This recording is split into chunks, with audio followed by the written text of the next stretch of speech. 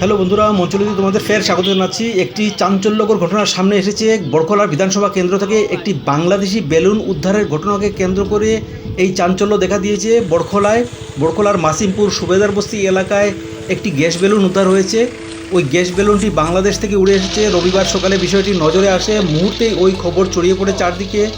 এর ফলে তীব্র চাঞ্চল্য দেখা দেয় গোটা এলাকা জুড়ে। স্থানীয় বাসিন্দারা ঘটনাস্থলে জড়ো হতে শুরু করেন। কৌতূহলী মানুষ কাছে গিয়ে বেলুনটিকে ছুঁয়ে দেখার চেষ্টা করেন। তারা দেখতে পান বেলুনটির গায়ে বাংলাদেশের সিলেট জেলার একটি বিদ্যালয়ের নাম এবং কয়েকজন ব্যক্তির ছবি আঁকা রয়েছে। পরে খবর পেয়ে দ্রুত ঘটনাস্থলে যান কাছাড়ের senior police super Parthapratim Das. সঙ্গে যায় বিশাল পুলিশ বাহিনী। বেলুনটিকে উদ্ধার করেন তিনি। এই ঘটনা নিয়ে কি বলল পুলিশ, চলুন শোনা যাক।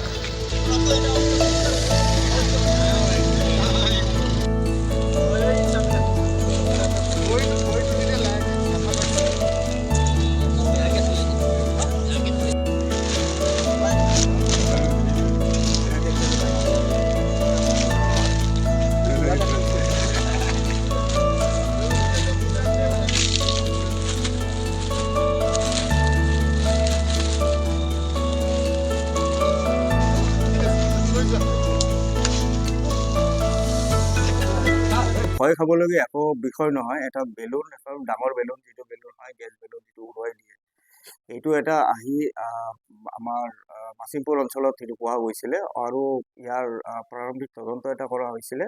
আৰু তদন্তৰ শেষত গম পোৱা গৈছে যে বাংলাদেশৰ চিলেট জিলাৰ এখন ঠাই আছে, তাৰ নাম হ'ল ফেচুগঞ্জ। তাৰ এখন স্কুল আছে, গিলাচৰা হাইস্কুল।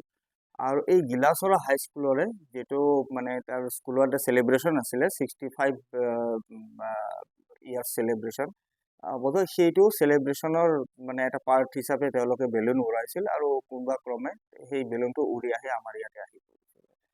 আমি প্ৰাথমিক তদন্ত মতে এইখিনিয়ে, আৰু ইয়াতো এটা উচ্চস্তৰীয় এটা তদন্ত চলি আছে। যদি কিবা বেলেগ কিবা বস্তু ওলায় আপোনালোকক অৱগত কৰিম। বিরাট বড় বেলুন, এটার মাঝে বাংলাতে নাম লেখা আছে কি কি, আর 3টা ফটো আছে।